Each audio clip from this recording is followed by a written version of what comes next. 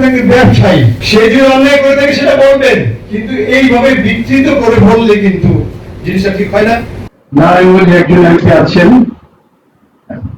সম্ভবত 11 দলের পক্ষ থেকে, এনসিপির পক্ষ থেকে, যারা ভালাবিন সাহেব, আপনি কাজলকে সেলিম ওসমানের দূষণ না বলে হাতেমকে বলেন সেলিম ওসমানের দূষণ। এটা কেমন কথা হলো? ইতিহাসকে জানতে হবে। যখন সেলিম ওসমান, এই ওসমান পরিবার সারা নারায়ণগঞ্জকে দাবিয়ে বেড়াচ্ছে, সারা নারায়ণগঞ্জ জিম্মি করে রেখেছিল, কেউ একটা কথা বলতে সাহস পায়নি।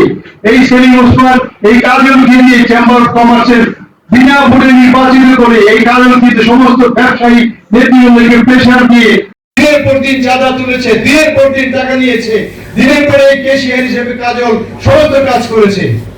আজকে সেটা না করে যদি আপনি আপনার দায়িত্বশীল জায়গা থেকে বলেন যে হাতেম ক্যাশিয়ার ছিল, হাতেম ব্যাংকের ব্যবসায়ী,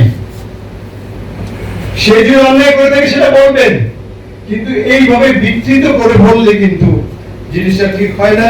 আমার মনে হয় যে এটা আপনাদের সকলেরই জানা উচিত।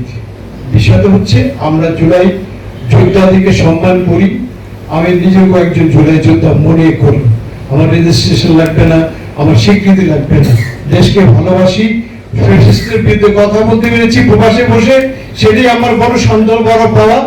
আপনাদের সবাইকে একযুগে তীব্র আন্দোলন করে এই গণভোটের রায়কে বাস্তবায়ন করার আহ্বান জানিয়ে আমি আমার বক্তব্য শেষ করি।